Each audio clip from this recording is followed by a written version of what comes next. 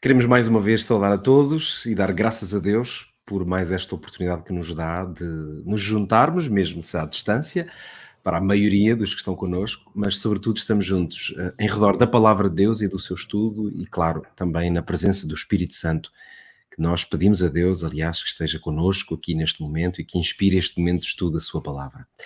Comigo tenho mais uma vez o Filipe Reis e a Dulce Neto. Somos estes parceiros aqui de estudo da Palavra de Deus, sejam bem-vindos e graças a Deus então por esta oportunidade que nos dá de continuarmos a estudar este tema fascinante, o tema da aliança, que nós, à medida que as semanas vão passando e outras dimensões do tema vamos explorando, vamos percebendo juntos que é um tema realmente absolutamente central em toda a construção do que é a revelação de Deus à humanidade, porque Deus, desde o princípio, estabeleceu uma aliança como a forma de viver em parceria com o ser humano e de permitir que, enquanto estamos nesta terra, vamos construindo com ele uma parceria que nos permita ultrapassar este parênteses na história do universo, que é um parênteses de pecado, de separação de Deus, mas também em que nos preparamos para o regresso a esse estado de original, podemos dizer assim, em que voltaremos, pela graça de Deus, a estar na sua presença e a desfrutar da possibilidade da vida eterna. Enquanto estamos nesta terra, nas contingências do pecado e das nossas próprias limitações, viver em aliança com Deus é realmente a essência do nosso relacionamento com o Senhor.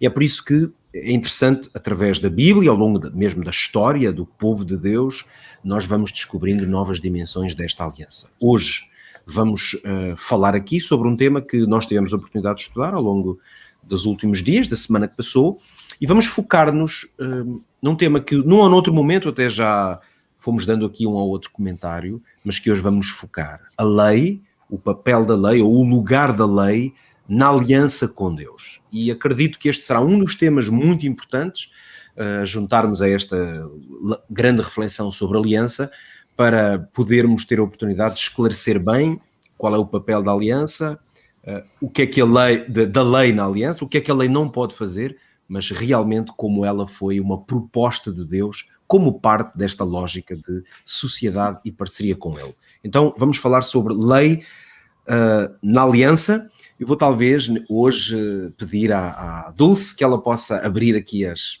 hostilidades, com um destaque. Nós vamos começar com os nossos destaques e depois vamos gerindo o tempo com mais algumas pequenas rubricas ou notas que vamos juntando aqui à nossa reflexão. Dulce, de tudo o que foi o estudo bíblico desta semana, há algum destaque que te pareça relevante para trazeres aqui à nossa reflexão?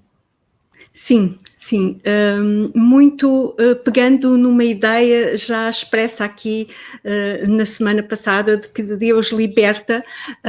O meu destaque é muito para esta ideia da lei como uma lei de amor e como uma lei de liberdade. E digo isto porque há uns anos, já há alguns bons anos, a minha perspectiva sobre a lei de Deus mudou completamente quando ouvi uma vez o pastor Roberto Badenas num encontro de universitários em Montreal, isto ainda nos anos 90, só para verem como eu sou antiga, e ele chamava-me a atenção para esta questão de os 10 mandamentos estarem escritos, 8 deles estarem escritos no futuro. No futuro, não é? Não matarás, não furtarás, não terás outros deuses diante de mim, não cobiçarás, à exceção do 4º e do 5º, que é lembra-te e honra, que são ordens, o resto são proibições, e podemos ver mais à frente como as proibições são sempre um campo muito mais lato, muito mais amplo, muito mais aberto do que propriamente as ordens. E esta ideia de estar no futuro implica um presente, e quando eu conjugo isso com as palavras de Jesus em João 14:15, que diz: se me amardes, guardareis os meus mandamentos, esta ideia da lei como algo que Deus me dá, como uma promessa para eu viver melhor com Ele, comigo mesma e com os outros, não é? Temos esta ideia de, ao mesmo tempo que é uma promessa, que também é um poder que me capacita para eu obedecer. Se eu amar a Deus, eu vou conseguir não roubar. Se eu amar a Deus, eu vou conseguir não mentir. Esta ideia que, no fundo, acaba por ter também uma ideia de liberdade, não é? Porque isto permite-me uma vivência em sociedade mais plena, e uma vivência com Deus e uma vivência comigo mais plena, e eu assim atingir a plenitude. Isto tem outras valências que nós veremos seguramente quando apresentarmos os nossos dilemas, pelo menos o meu dilema, mas esta ideia de promessa, ao mesmo tempo de capacitação e ao mesmo tempo de percurso. Quando tu estiveres na aliança comigo e a tua aliança comigo for firme, tu vais conseguir não cobiçar, tu vais conseguir não adulterar. É muito reconfortante. Ou seja, a lei deixa de ter um ar de peso e de fardo e de carga que durante muito tempo teve para mim, para ser algo que me capacita, que me anima, que me orienta, que me instrui e que me leva do Monte Sinai até ao Monte do Calvário. Em certo sentido, se entendi bem, se posso reformular um pouco de uma ideia que estavas agora a expressar, à medida que eu estreito a minha aliança com Deus, obedecer à sua lei cada vez se torna mais, não apenas mais fácil, como mais claro, não é? Podemos dizer isso, que expressa um pouco o teu pensamento? Sim, mais a noção da liberdade, ou seja, Deus tinha libertado o povo de Israel do Egito. Deus tinha libertado o povo de Israel da escravidão. Aliás, Egito, Badenas diz isso num livro muito conhecido, eu até o trouxe para aqui, que é o Para Além da Lei, que ia ser o meu aspecto prático desta lição, a minha sugestão prática, que Egito está escrito no plural, não é? As várias escravidões. Deus não só os liberta, como diz, e agora vamos continuar nesta aliança, vamos entrar aqui na lei, que é, tu serás livre se me amardes de todo se me amardes acima dos outros e não aos outros como amavas no Egito, se fizeres isto, se fizeres aquilo, se fizeres o resto, não só tu serás livre, como tu farás com que a tua vida e a vida dos outros seja muito melhor. Ou seja, este espaço de liberdade para mim é muito interessante, é muito interessante. Sem dúvida. Porque normalmente ou não nos é tão natural associar lei à liberdade, não é? E a forma como, nesta lógica da aliança, a lei de facto é um instrumento de liberdade, e como na própria história de Israel isso fica tão claro, é muito interessante. Filipe, eu não sei se o teu destaque acaba por encaixar aqui um pouco neste, ou se vai para outra dimensão, mas vamos já descobrir isso. O que é que te pareceu um destaque importante nesta semana, neste estudo? Provavelmente vai um pouco noutra dimensão, mas não deixo de destacar também essa conclusão que foi feita agora das palavras da Dulce, que na verdade as proibições da lei, elas são destinadas para nos dar liberdade. O que é algo, dito desta forma, nos parece assim um conceito um bocadinho anacrónico, não é? Que não tem uma coisa a ver com outra, mas é exatamente isso mesmo. As proibições são para nos dar liberdade e acho que essa é uma ideia muito boa para fazer uma abordagem àquilo que é uma lei, aquilo que são os 10 mandamentos no âmbito até da aliança ou em qualquer outro. Contudo, eu gostaria de trazer aqui como meu destaque algo que nós já apenas aflorámos um pouco nas semanas anteriores, penso que inclusive na anterior semana já tocámos nisso, e puxar para esta questão aqui da lei e dos mandamentos, que é o quê? Um dos aspectos que a lição menciona é do povo eleito, não é? Ou do povo escolhido. E às vezes nós entendemos mal, não que o assunto seja necessariamente confundível, mas ele é muitas vezes confundido.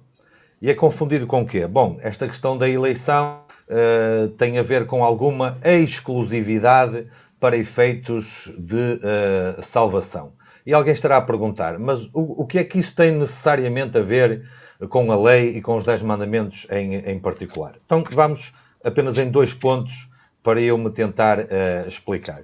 Um dos textos mais famosos de Jesus, entre muitos outros, curiosamente um dos últimos, é aquele que está em Mateus 28, a partir do versículo 18, Mateus 28, 18, onde Jesus diz: é-me dado todo o poder no céu e na terra, portanto ide e fazei discípulos de todas as nações. Portanto, a ordem é para fazer discípulos de todas as nações. O que imediatamente contraria esta ideia de exclusivismo para efeitos de salvação, não é? É evidente que Deus tinha um povo escolhido, como sempre teve ao longo da história bíblica, como eu acredito que tem hoje, mas para efeitos de salvação, isto aqui não há exclusividade alguma. A vontade de Deus é fazer discípulos de todas as nações, de qualquer raça, de qualquer país, de qualquer língua, de qualquer povo, de qualquer tribo. Deus chama todos. E ao reforçar, e agora vou citar aqui um texto do livro de Isaías, ao reforçar esta ideia de que ele de facto chama todos e há lugar para todos na salvação que Deus oferece, em Isaías 56 tem um texto que é brilhante se nós pararmos um pouco para pensar aqui em um minuto apenas. Isaías 56, a partir do versículo 3, 56:3 de Isaías diz assim: e não fale ou não diga o filho do estrangeiro, que se houver unido ao Senhor, dizendo, certamente o Senhor me separará do seu povo.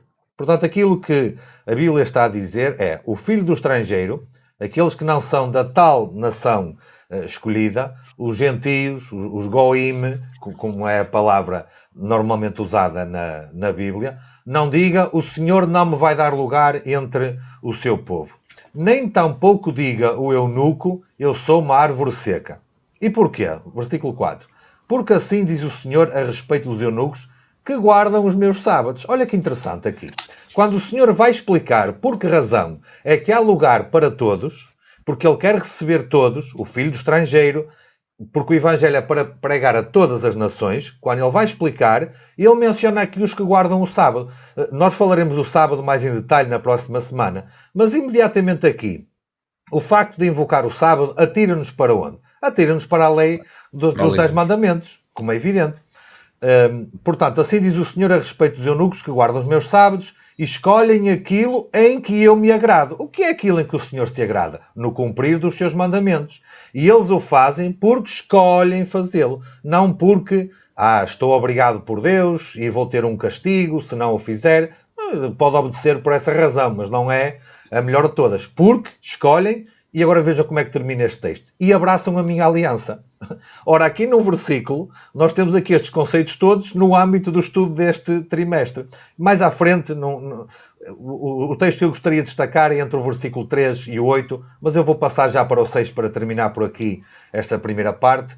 E aos filhos dos estrangeiros que se unirem ao Senhor para o servirem e para amarem o nome do Senhor, e a Dulce mencionou há pouco o que é que fazem aqueles que amam o Senhor, não é? Guardam os seus mandamentos, e para serem seus servos, e depois repete, todos os que guardarem o sábado, não o profanando, e os que abraçarem a minha aliança. A mesma ideia, atira para os 10 mandamentos, o respeito pela lei de Deus está implicitamente ligado àqueles que abraçam a sua aliança e que são recebidos como parte do seu povo também.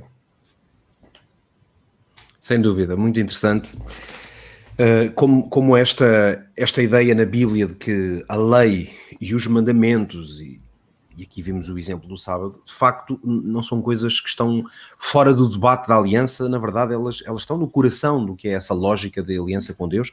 O meu destaque está um pouco relacionado com isso também, mas eu vou partir um pouquinho mais até vamos dizer, um debate teológico até que é muito clássico, e eu acho que este tema de compreender a aliança, viver em aliança com Deus, especialmente num contexto de quem vive na era cristã como nós, depois de Cristo, do seu sacrifício, eu vou partilhar convosco aqui 2 ou 3 pensamentos que a mim me parecem muito importantes. Nós sabemos que a história, sobretudo a história da Igreja Cristã, tem criado alguns debates. Eu considero que alguns são até falsos debates, na verdade, porque eles partem de pressupostos completamente falsos, mas estes debates que me refiro, eles põem em oposição, ou tentam pôr em oposição, coisas que biblicamente não se opõem. Eu vou usar aqui como referência, para percebermos esta ideia, o famoso, o célebre debate entre lei e graça, não é? Muito comum até entre, enfim, determinadas áreas dentro do cristianismo, onde a Igreja Adventista, por exemplo, se encontra aparentemente, eu vou usar sempre esta lógica, porque eu acho que o debate é falso e vou tentar provar porquê aqui, ou pelo menos dar algumas pistas de reflexão, de que a ideia de que, por exemplo, os adventistas se encontrariam aqui numa ideia de dar a ênfase no debate à lei em detrimento da graça, e, por exemplo, outros cristãos que dariam uma ênfase na graça em detrimento da lei. De onde é que surge esta ideia? Porquê que nós estamos convencidos que a ideia e a função e o lugar na Bíblia da lei e da graça podem estar em oposição? É muito interessante isto.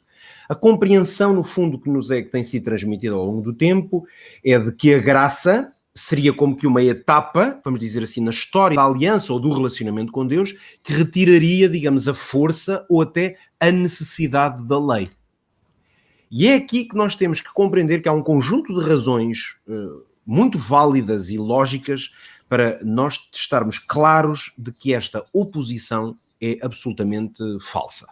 Não é bíblica. Esta lógica de haver uma nova aliança que existe por oposição à velha aliança. Eu vou agora trazer aqui alguns textos bíblicos que eu acho que ajudam nesta reflexão. Eu penso, por exemplo, nas palavras do apóstolo João. Para mim é um dos textos fundamentais para fundamentar esta falsa oposição. O apóstolo João, quando escreveu a sua primeira carta, capítulo 2, os versículos 5 e 6 dizem o seguinte: qualquer que guarda a sua palavra, o amor de Deus está nele, verdadeiramente aperfeiçoado. E nisto conhecemos que estamos nele. Aquele que diz que está nele também deve andar como ele andou.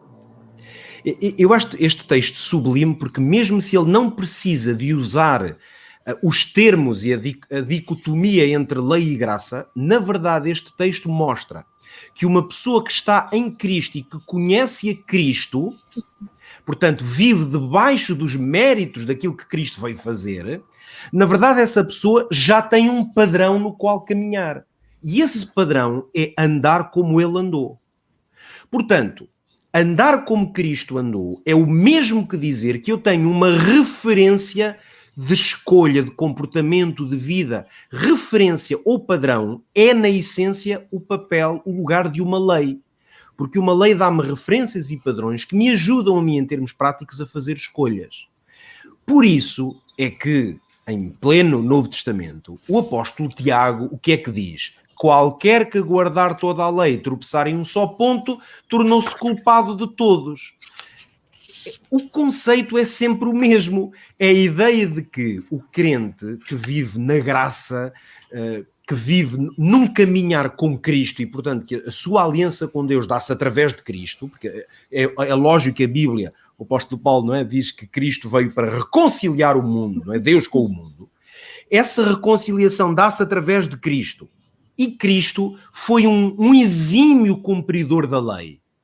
E eu digo exímio não é porque ele fosse exímio no sentido de que cumpriu de forma tão detalhada, é porque ele cumpriu a lei no mais profundo da beleza e da extensão que a lei tem. Por isso é que a expressão andar como ele andou é uma expressão equivalente a cumprir a lei e os mandamentos, que é saber cumpri-los. Porque é curioso que os homens do tempo de Jesus, nós na Bíblia temos uma ênfase especial nos fariseus, nos evangelhos, na verdade estavam convencidos que cumpriam a lei e não cumpriam. Aqui é que está a ironia deste debate. Notem que, porque é que eu digo então que a oposição entre lei e graça é falsa? Porque as pessoas que supostamente cumpriam a lei no tempo de Jesus, na verdade não a cumpriam. E Jesus, que veio trazer graça, cumpria a lei. Por isso é que nós devemos fazer o mesmo que ele fez. Vamos agora a um dos capítulos da Bíblia que melhor coloca esta questão e onde talvez alguns agora pudessem pensar assim, espera, então mas na Bíblia esta oposição é tratada, por exemplo, entre lei e fé. Sim, o apóstolo Paulo trata essa oposição, mas até isso precisa de ser muito bem compreendido. Porque é que ele, em que contexto é que essa oposição é tratada? Então eu vou ler aqui alguns versículos de Romanos 3. Vou ler o 23 e o 24 primeiro. Todos pecaram e destituídos estão da glória de Deus. Conhecemos muito bem isto. Sendo justificados gratuitamente pela sua graça, pela redenção que há em Cristo Jesus. Quando o apóstolo Paulo está em todo o capítulo 3 de Romanos, eu até, obviamente, sugiro que o possam ler. Que eu aqui já estou quase a passar o meu tempo, portanto, tenho que focar-me. Somos justificados gratuitamente pela graça. O versículo 28, que termina, digamos, uma porção, diz: concluímos, pois, que o homem é justificado pela fé sem as obras da lei. Ora, nós percebemos que o contexto do capítulo de Romanos 13, e por isso é que ele é tão importante para todos, é que a lei não pode ocupar o lugar da graça quando se trata de justificação. O homem é justificado pela fé sem as obras da lei. Curiosamente, o último versículo de Romanos 3 diz: então anulamos a lei pela fé? Sabemos bem, de maneira nenhuma, antes estabelecemos a lei. O que é que isto quer dizer? Que há um contexto no qual lei e fé, ou até lei e graça, podem estar em oposição. E porquê é que a oposição é falsa na maior parte do debate que existe no mundo cristão? Porque retiramos a oposição do contexto certo. E esse contexto onde pode haver oposição é justificação. Se for para me justificar, a lei não serve. No entanto, eu propositadamente, é claro, não li aqui o primeiro versículo de Romanos 3, que é para entendermos de onde é que vem o debate que o apóstolo Paulo está a ter. Ele diz assim: qual é então a vantagem do judeu? Falando por comparação com aquele que não foi judeu. Ou qual a utilidade da circuncisão? E então nós entendemos que o contexto de características específicas do relacionamento do povo judeu com o Senhor, nomeadamente através da circuncisão, é que foram o ponto de partida para este debate. Como se nós precisássemos ou não de ser circuncidados. É lógico que o apóstolo Paulo diz: não é por eu cumprir algum tipo de ritual que eu vou estar justificado diante de Deus.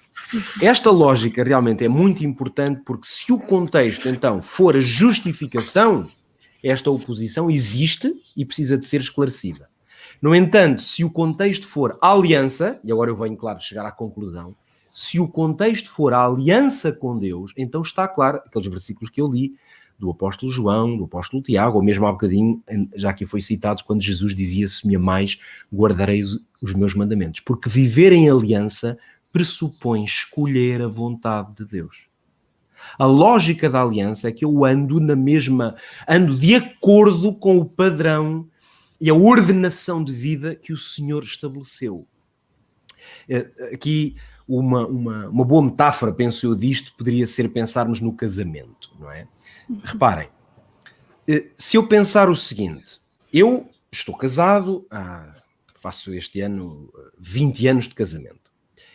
Tenho um casamento maravilhoso, graças a Deus. Eu agora vou dizer assim: eu não adultero. Se eu adulterasse, o meu casamento não devia estar tão bom como está, não é? Então vamos dar um exemplo. Eu não adultero no meu casamento. Portanto, não tenho relacionamentos com outras mulheres. Mas faria sentido dizer que o centro do meu casamento, a razão pela qual eu posso afirmar publicamente que tenho um casamento maravilhoso, é o facto de eu não adulterar? Obviamente que não. O que permite ter um relacionamento maravilhoso é o amor que eu tenho pela minha mulher. E a resposta dela, amando-me também. No entanto, se eu adulterar, eu ponho em causa a qualidade do nosso casamento. Então, é interessante como nós amamos a Deus e vivemos numa lógica de aliança com Ele. Quer dizer que a lei não está no centro dessa aliança, mas sem andar como Jesus andou, sem cumprir o padrão que Deus estabeleceu, eu não sou capaz de experimentar esse amor. Por isso, eu termino esta minha longa reflexão, mas lendo o texto do apóstolo de Jeremias, do profeta Jeremias. Em certo sentido, eu acho que tudo o que estive aqui a dizer está escrito num texto, mas para a nossa compreensão às vezes precisa de um bocadinho mais de tempo, e o texto diz, Jeremias 31, 33, esta é a aliança que farei com a casa de Israel depois daqueles dias, diz o Senhor. E agora notem bem, porei a minha lei no seu interior e a escreverei no seu coração. Só que o que é que está escrito? Esta é a aliança que eu farei com a casa de Israel. A aliança que Deus quer fazer é colocar a lei no seu coração. Eu serei seu Deus, termina o texto, e eles serão meu povo. Eu acho que este texto explica de uma maneira maravilhosa, e eu tentei aqui complementar um pouco esta ideia de que a lei ocupa um lugar muito importante na aliança e, portanto, elas de facto não estão em oposição. Pedro, é curioso que esta tua longa reflexão respondeu um bocadinho ao meu dilema, porque o meu dilema era se a lei de Deus não pode salvar, é um dilema que aliás vem no manual de estudo, se a lei de Deus não pode salvar uma pessoa do pecado, por que razão ele fez dela uma parte da aliança? E eu penso que tu já explicaste bastante bem a importância da lei no contexto da aliança. Há uma coisa, se me permite, já agora... Claro, agora vamos avançar, claro. que o pastor Badenas também explica bem, que é a noção de que na Bíblia hebraica, ou seja, que no hebraico a palavra não é mandamentos, não é lei, este decálogo, não significa mandamentos, mas significa as palavras. As palavras, as 10 palavras.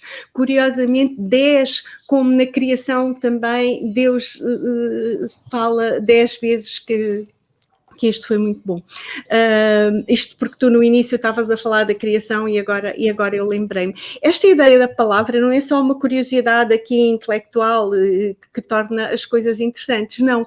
É porque ela tem um significado, eu entendo isto com um significado profundo, que é numa relação há diálogo. E palavra implica diálogo, e quando o decálogo, há um autor que tem essa frase fantástica que diz: quando o diálogo falta no decálogo, ele torna-se num catálogo. Parece que eu estou aqui a brincar com as palavras, não é? Mas não, eu acho isto muito interessante, porque esta ideia no hebraico de palavra, a palavra não está desligada da coisa. A palavra em hebraico tem muito o significado de ação, do pensamento hebraico é muito concreto, não é? E esta ideia de ligado à coisa é a ideia de que Deus me capacita. Ou seja, Deus estabelece comigo uma relação e dá-me conhecimento, não no sentido de informação, mas no sentido de participação. Eu sou participante desta aliança, eu sou participante deste propósito que Deus tem para a minha vida. E estas 10 palavras são Deus a dar um futuro ao povo de Israel. Eu entendi muito isso quando li esse livro do pastor Badenas. Ele está-lhes a dar um futuro, está-lhes a dar um propósito. Claro, não é? E para eu conseguir ter esse futuro, eu preciso de estar em ligação com Deus, eu preciso de estar nesta aliança, e por isso a obediência aos mandamentos não são a minha resposta na aliança, mas é algo que Deus me dá. Deus dá a lei, Deus dá estas instruções, Deus dá este ideário ético, não é? Porque nós vemos que nesta lei dos 10 mandamentos, nós não vemos aqui sanções, não é? Claras, contrariamente às outras leis, não é? Há muitas diferenças entre esta lei e as outras, não é? No honra e no lembra-te, decorre da tua própria ação, não é?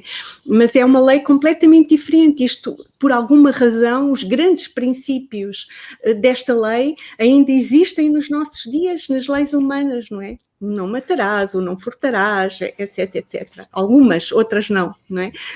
Aquelas que têm a ver com a vida social. Mas esta ideia de que Deus nos dá o poder para nós sermos obedientes, para nós estarmos na aliança, para nós cumprirmos a aliança, é tão forte, está tão dentro desta própria noção da palavra. Quanto ao legalismo, se nós tirarmos o primeiro versículo do capítulo 20 de Êxodo, onde nos aparece o decálogo, as 10 palavras ou os 10 mandamentos, então é que nós entramos nesse legalismo que corremos o risco quando pomos o confronto entre a lei e a fé e as obras, não é? E os adventistas são muitas vezes acusados de ser legalistas, mas basta olhar para o primeiro versículo, que aliás faz parte do primeiro mandamento hebraico, não é? E diz-nos tudo. Diz, eu sou o Senhor teu Deus, que te tirei da terra do Egito, da casa da servidão, e por isso tu não vais outra vez ter mais deuses diante de mim como tinhas no Egito, e não vais ter imagens como tinhas no Egito, não é? Esta ideia de um Deus tão pessoal, ao mesmo tempo que está aqui, não é? Porque, reparem, o decálogo está todo na segunda pessoa, não é? Eu tirei-te da terra do Egito, eu estabeleço contigo esta relação, por isso tu não vais matar, tu não matarás, tu não furtarás, tu não dirás falso testemunho. Temos aqui uma lei que é a aliança da graça, claramente, não é?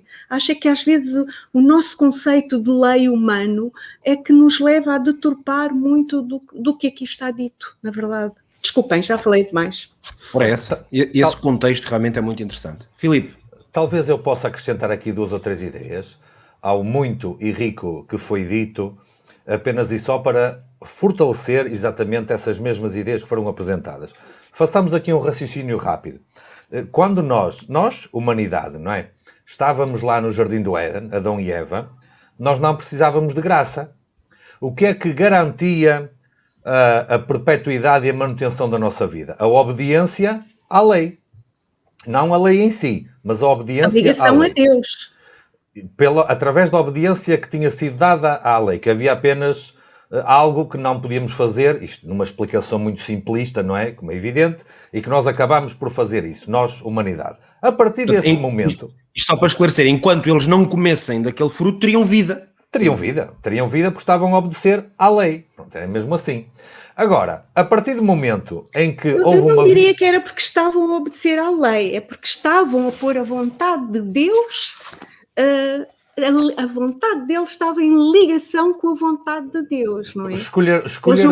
Escolheram obedecer à lei que Deus tinha dado. Se calhar estamos a dizer a mesma coisa. Talvez. Por palavras diferentes. É só que a obediência não te salva, e por isso não era a obediência que os mantinha vivos, não é? Ellen White é muito clara, ela diz isso, aliás vimos isso na semana passada, dizia mesmo, não ganhamos a salvação pela nossa obediência, pois a salvação é dada. Mas Adão e Eva, compreendo, mas Adão e Eva não tinham nenhuma salvação para ganhar, então esse texto não se aplica a eles. Tinham a vida. Para manter, e mantinham a vida pela obediência. A partir do momento em que eles desobedeceram, o Senhor apareceu e algo teria que ser feito. O que é que teria que ser feito? Se eles dissessem assim, vamos supor que Adão diria assim, olha, tens razão, Senhor Jeová, tens razão, nós violamos a lei, mas a partir de agora nós prometemos que nunca mais vamos fazer isso. Seria suficiente? Não. Então teria que entrar o quê? A graça. A graça para cobrir aquilo que eles tinham feito de errado. Para quê? Para que um dia mais tarde eles pudessem voltar ao tal plano original que o Pedro mencionou, em que não mais precisariam da graça. Nós hoje precisamos da graça, desgraçadamente, miseravelmente, não é? Mas a partir, quando a Terra for recriada e reconfigurada e não haverá mal novamente, nós não precisaremos da graça novamente. Até há um conceito teológico, escatológico, que é o fim do tempo da graça, não é? E voltaremos novamente ao princípio em que a obediência será a pedra de toque e por escolha, não é? Claro que entra aí o conceito da justificação, que o Pedro falou, que nós necessitamos, e outros passos por aí fora. Outra ideia que eu gostaria de deixar aqui. Na Bíblia, segundo eu entendi, pode haver outros conceitos, mas segundo eu entendi, há 2 conceitos fortes de lei. Existe a Tora hebraica e existe a Lex romana. A Tora hebraica depende essencialmente daquilo que foram as instruções que Moisés recebeu diretamente de Deus. Ao contrário da Lex romana, que seria, deixa-me explicar desta maneira, uma lei mais humana, mais criada por homens, do que a Tora hebraica que está lá no Pentateuco e que serviu para orientar o povo, pelo menos numa boa parte do tempo, daí para a frente. Existem 2 características, ou uma característica, destes 2 conceitos de lei que são belíssimos para nós entendermos isto tudo. A Lex Romana o pensamento, o mindset da lei é a punição do transgressor. Existe esta lei, quem punir sofre um castigo. A Tora hebraica não é assim. Ela está redigida, ela está feita para orientar, para mostrar o caminho, para evitar a transgressão. E isto é qualquer coisa de fantástico mesmo. Porquê? Deus não está interessado em dizer, olha, tu agora transgrediste, vais ser punido. Não. Deus está interessado em dizer, este é o caminho certo para tu evitares a transgressão. E, por exemplo, eu vou citar apenas e só os 6 últimos mandamentos. Os 4 primeiros dizem respeito à relação de cada um para com Deus, não é? Os outros 6 dizem respeito à relação de cada um para com o seu próximo. O meu próximo aqui são vocês os dois, a família, as pessoas com quem nós lidamos, todo o mundo à nossa volta. Por exemplo, o 5º mandamento, honra teu pai e tua mãe, e o 7º, não adulterarás, ele orienta no sentido de proteger a família e no sentido de proteger o casamento. O 6º mandamento, não matarás, ele protege e traz segurança à sociedade e à coexistência entre toda a humanidade. O não furtarás protege o direito à legítima propriedade. O não dirás falso testemunho e o não cobiçarás protege as relações sociais entre todos. E nem estou a entrar aqui num campo moral, vejam bem, apenas num campo prático do nosso dia-a-dia. Ou seja, estes 6 mandamentos, claro que dei aqui uma explicação muito básica, muito simples, não é? Protegem, orientam o caminho no sentido que a nossa vida seja mais regrada, para não prejudicar ninguém, para não prejudicar a nós próprios, para evitar conflitos, para evitar problemas, perplexidades e aflições. A observância da lei é uma escolha positiva. Termino dizendo o seguinte, há aqui um versículo que eu fui lá buscá-lo, que eu acho que nos ajuda a entender porque é que a lei de Deus é desejável. Este é o objetivo mesmo que eu quero usar. Desejável. Não porque Deus me obriga, mas porque eu quero mesmo. Isaías 33 e versículo 22. Os espectadores da Novo Tempo e os ouvintes da rádio, se quiserem, vão lá, leiam tranquilamente depois o versículo para meditar nele. Isaías 33, 22 apresenta 3 ideias. Primeiro, o Senhor é o nosso juiz. Eu estou a ler o texto. O Senhor é o nosso juiz. Depois, o Senhor é o nosso legislador. E, finalmente, o Senhor é o nosso rei e nos salvará. Ou seja, aquele que deu a lei, porque é o legislador, é o que julga o cumprimento da lei, porque ele é o juiz, mas ao mesmo tempo também é aquele que nos salva no caso de cumprimento da lei. Queremos aqui todas as dimensões daquilo que Deus faz por nós no âmbito da lei, mais resumido do que neste versículo era difícil. Pedro, se tu me permites, eu gostava só aqui de dizer uma coisa, Filipe, desculpa ter-te interrompido, mas Força. Aqui é muito importante nós percebermos que o decálogo é muito diferente das outras leis. E vermos do que é que estamos a falar quando estamos a falar de uma ou noutra. Aliás, referindo o santuário que tu tanto falavas a semana passada, Filipe, o decálogo, as 10 palavras, os 10 mandamentos estão guardados no lugar santo, sagrado, mas dentro da arca, não é? Enquanto a outra está fora, é diferente. Mas só aqui referir uma coisa que eu acho muito interessante, aliás, Ellen White refere muitas vezes isso, a autora Ellen White, que é Adão e Eva desobedecem porque se afastam de Deus. Porque se afastam de Deus, porque cortam a ligação com Deus, porque duvidam daquilo que Deus lhes disse. E acho que isso deve ser muito o nosso foco, não é? Quando eu não estou ligada a Deus, eu não consigo obedecer verdadeiramente, não é?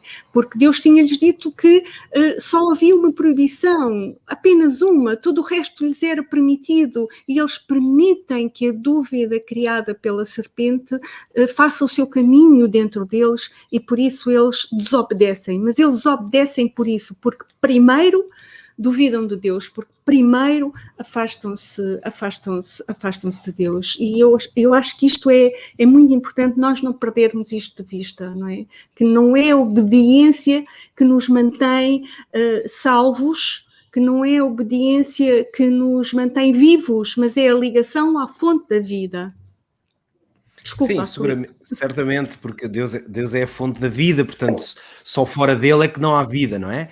Mas entre este debate aqui que estivemos agora, que que tiveram sobre este aspecto. Na verdade, eu acho que há aqui às vezes há coisas, claro, na nossa explicação que podem ser o jogo de palavras, mas há uma evidência interessante, e nós temos evidências bíblicas, de facto, de que, por estranho que até possa parecer esta afirmação, de facto, Adão e Eva, como o mesmo que acontecerá na eternidade, a salvação e a graça são conceitos que estão esvaziados de sentido. É curioso, isto pode parecer estranho, talvez, a quem ouve, mas de facto, nós não precisamos de salvação a não ser quando estamos perdidos. Claro. Portanto, fora da perdição, não há salvação. Depende do que tu entendes por salvação, não é? Depende do que tu entendes por salvação. Porque, o conceito se tu fores ao Novo Testamento e quando tens lá que a vida eterna é esta, que te conheçam a ti e a mim, e o conhecimento na Bíblia não significa informação, significa de relacionamento. Então a salvação é permanente. Salvação significa estar com Deus. Eu creio que o conceito base bíblico de salvação é de resgate daquele que está perdido. E eu quero enfatizar a palavra resgate mesmo. Adão e Eva não precisavam ser resgatados no Jardim do Éden. Os salvos na nova terra não precisam ser resgatados. Portanto, o conceito de salvação que nós temos hoje, de facto, como dizia o Pedro, ele vai se diluir. Nós precisamos, sim, sempre, de uma fonte fora de nós que nos mantenha vivos. Porque apenas a divindade existe por si mesmo. Tudo o resto, desde o minúsculo átomo à maior das galáxias, existe por uma força que está fora de nós e que é a força da divindade. Não é apenas e só para eu não ser confundido, não é nenhuma força que anda a vaguear aí para nós aproveitarmos. É uma força, uma energia da própria divindade, a fonte de todas as coisas, não é? O que é que, na minha leitura, de facto, une estas dimensões que estamos a falar? É que o ser humano sempre tem que fazer uma escolha. Essa escolha é que ela está sempre presente.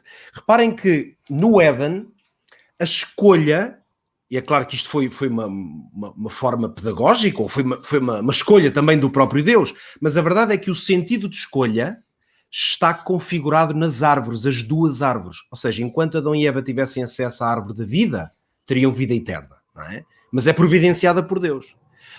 E havia uma outra árvore, não é? Na qual eles não podiam tocar para poderem continuar a ter acesso à árvore da vida. Há um jogo aqui muito interessante, porque no momento em que eles acedem à árvore que não podiam, portanto fazem a escolha errada, Deus tirou-os do jardim e colocou lá espadas flamejantes à porta para eles não poderem ter acesso à árvore da vida.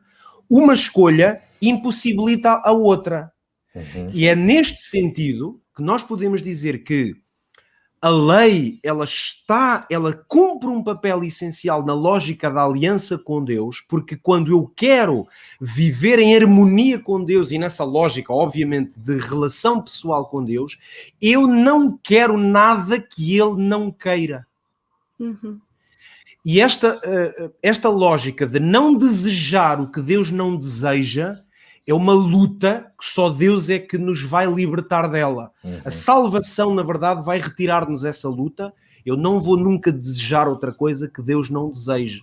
É por isso que alguns perguntariam, então a lei vai ser necessária no céu? Reparem, a lei não é necessária na formulação que nós conhecemos, mas a obediência é, porque eu nunca vou desejar outra coisa que Deus não queira para mim.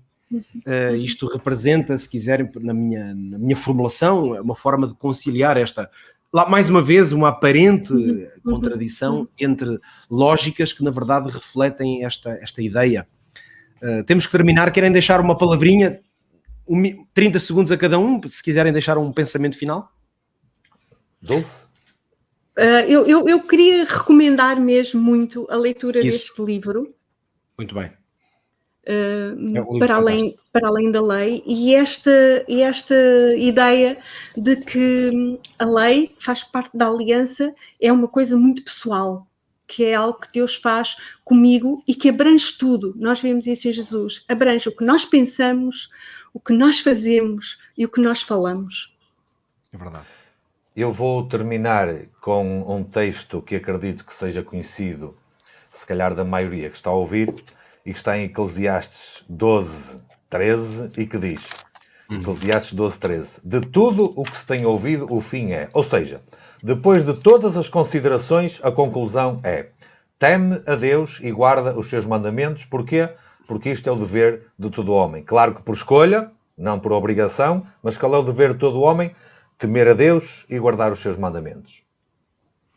Que o Senhor nos ajude a fazermos esta escolha todos os dias da nossa vida. O Senhor tem um povo que Ele coloca na terra para proclamar esta maravilhosa verdade da salvação e do Evangelho eterno. Esse povo guarda os mandamentos de Deus e tem o testemunho de Jesus. Que Deus o possa abençoar nesta lógica de também nós todos continuarmos a ser homens e mulheres de aliança com Deus, também através da sua lei. Que Deus o abençoe e até para a semana, se Deus quiser. Até Até mais. para a semana.